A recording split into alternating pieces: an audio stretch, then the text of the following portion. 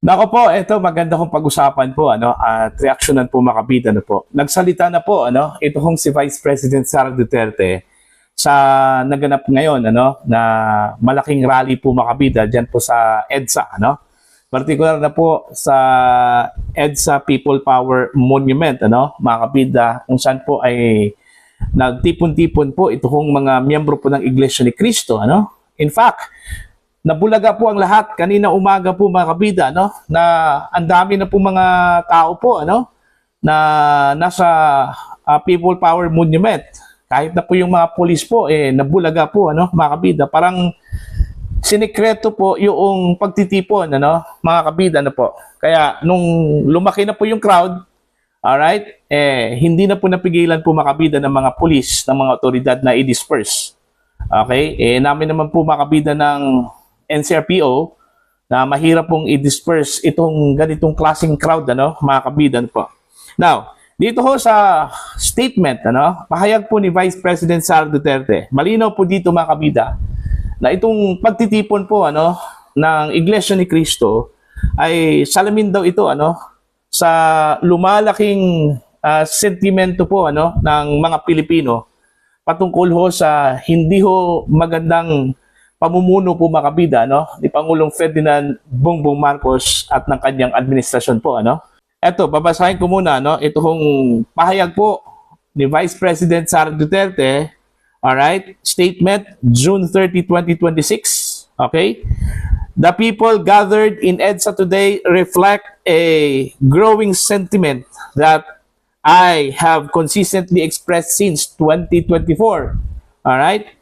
This administration has been defined by poor governance and its failure to acknowledge and address the country's real problems. Kasi inuuna kasi mga kabida, yung pamumulitika, okay, yung pagtakip sa mga kontrobersiya, alright, katulad na lang po ng corruption, dyan po sa flood control projects, mga kabida po, alright. While countless of our kababayan struggle with rising prices, job insecurity, and the increasing cost of daily life, the President has remained detached from the hardships confronting Filipinos. Actually, taliwas po ito, mga kabida, sa palagi hong sinasabi po ng Malacanang, lalong-lalo na po yung kanya hong tagapagsalita po na si Undersecretary Claire Castro na Pangulo daw ay masipag, nagtatrabaho, walang tigil sa kanyang pagtatrabaho bilang Pangulo po ng Pilipinas at ang kanyang ginawa po makabida ay para po sa taong bayan, para sa mga Pilipino, hindi ho naramdaman yun, makabida po. Ano yung pinagsasabi po ni Undersecretary Castro po makabida na nagtatrabaho ang Pangulo para sa taong bayan? Alright? Hindi nga na-address yung basic problems ng Pilipinas, mga kabida. Unang-una po, yung hunger, okay? Yung kawalan po ng oportunidad para ho sa trabaho po, mga kabida. Okay? Yung pag-address ho sa mga lumalaking gastusin, yung pagtaas po ng presyo ng mga pangunahing bilihin po, mga kabida, po. Hindi mo na-address yan, mga kabida. Dahil busy po ang kasalukuyang administrasyon sa politika po, mga kabida. Okay? Yung mga kalaban po ng administrasyon, tinutugis, mga kabida, po. Alright? Sinampahan po ng reklamo sa ombudsman, iniimbestigahan po ng ombudsman, and eventually kinasuhan at kakasuhan pa, yung mga iniimbestigahan po nila, po, mga kabida. Diba? So, yun po yung problema po ng Marcos administration. Instead of confronting these challenges with solutions, the administration has chosen to silence dissent under the guise of accountability. Yun yung ginawa po ng Marcos admin. Instead na hanapan po ng paraan itong mga problema po ng lipunan, mga kabida po. Ang ginawa, pinatahimik po yung mga nag-iingay. Okay? Yung mga kumontra, mga kabida, sa mga tiwali, kumontra sa mga hindi ho magandang ginawa ng ilang pong opisyal po natin sa ilalim po ng Marcos administration. Okay? Kapag kumontra ka mga kabida, meron kang kalalagyan, ano? Alright? Katulad na lang po dun ho sa mga senador na kumontra po mga kabida sa kasalukuyang administrasyon. Ano nangyari po? Ang isa kinulong. Okay? Yung iba po mga kabida, sinampahan po ng reklamo sa ombudsman. Iniimbestigahan po. At in fact, meron ngang kakasuhan po this week, ano? Mga kabida, ano po?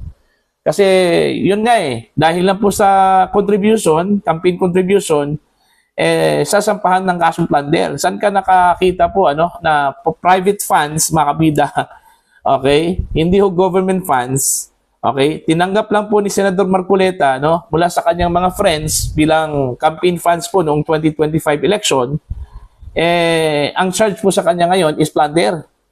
Okay? Paano ho naging plunder yon? Kaya nga, umalma itong mga kaanib po, mga kabida ng Iglesia ni Cristo. Kasi malinaw po na binabaluktot daw yung batas. Alright? Okay, tuloy po tayo. It has weaponized the justice system by filing cases against and imprisonment and imprisoning individuals who dare speak out against alleged corruption and abuses in Malacanang, question the administration's competence, or criticize the president, including allegations concerning his drug use. Such actions raise serious concerns about the state of free expression, democratic accountability, and the shrinking space for legitimate political dissent, ano, mga kabida. The president's failure of character and leadership have fostered an increasingly oppressive political environment, a government that answers criticisms with intimidation undermines the very democratic institution it is sworn to protect. This is no longer a matter of politics. It is a matter of the honor of the state and the future of a people who continue to bear the weight of economic hardship while their voices are increasingly met with repression. Shukran. Zara Z. Duterte, Vice President of the Philippines.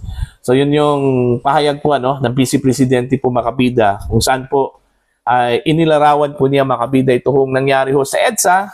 Okay? Ito hong I don't know kung matatawag ba itong people power, ano, mga kabida, kasi yung mga dumalo dyan, hindi lang po exclusive para sa mga Iglesia ni Cristo members Meron pong hindi po INC members dyan, ano?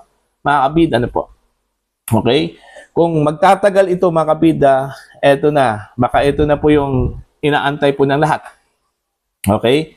Kasi hindi po pwedeng pigilan yan at hindi po mapipigilan ng mga otoridad yung ginawang protesta po ng mga tao dyan sa EDSA, ano? Kasi unang-una po, constitutional right po nila yon. Okay, dapat meron pong maximum tolerance po ang ipapakita po at i-implement po, makabida itong mga otoridad po natin, ano? Itong Philippine National Police. Kasi malinaw po, makabida, na yung kanilang cause po dito is injustice at saka yung pagbaluktot po ng mga batas po natin, ano, makabida. Sinabi po sa naging pahayag po ng Iglesia ni Cristo kanina, no, sa pamamagitan po ni Mr. Zabala, no, mga kabida, na sumusunod po sila sa batas, okay? Kaso lang po, ang hindi lang nila gusto yung binabaluktot po ang batas, ano, mga kabida, bending the law. Mahilig naman po itong administrasyon na ito, ano, mga kabida, na baluktutin po yung batas. Okay? Saan ka nakakita, mga kabida? Ito konkretong example po ito, ano? Alright? Campaign contribution mula pa sa mga pribadong kaibigan po ni Senator Marcoleta, mga kabida. Tapos, kakasuhan po siya ng plunder. Kasi ang sabi po ni Assistant Ombudsman Miko Clavano, mga kabida, sa kanya explanation, meron daw provision doon ho sa Anti-Plunder Act, ano, mga kabida, na kapag binigyan ng isang politiko ng napakalaking pera po, no, mga kabida, posible daw bribe, gift, o ano pang uri, commission, whatsoever, ano, mga kabida.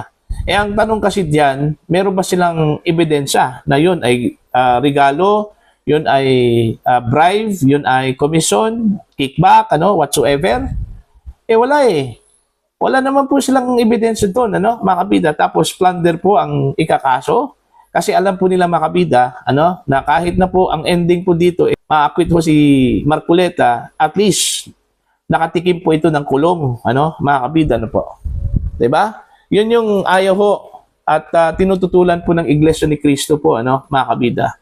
Itong pagbabaluktot daw ng batas natin, ano? Okay? Itong hindi ho naaayon sa batas yung mga ginagawa po ng mga ahensya po ng gobyerno, katulad na lang po makabida ng Office of the Ombudsman. Alright? So, para po sa inyo, ano po ang inyong pananaw? Tingin ho dito, ano, mga kabida, dito sa kaganapan ngayon, dyan po sa EDSA. Ito na kaya yung sinasabi ho nila na people power po, ano, mga kabida? Okay? Kung ito po ay lumaki, magtatagal, ano kaya magiging sitwasyon, ano, makabida, lalong-lalo na po sa estado po makabida ng Marcos administration po, ano, makabida. Please comment down. Sa mga hindi pa po subscriber po sa aking channel, please subscribe. Just click the subscribe button, click the notification bell kay all para updated po kayo makabida sa aking mga uploads. Maraming salamat po sa inyo lahat.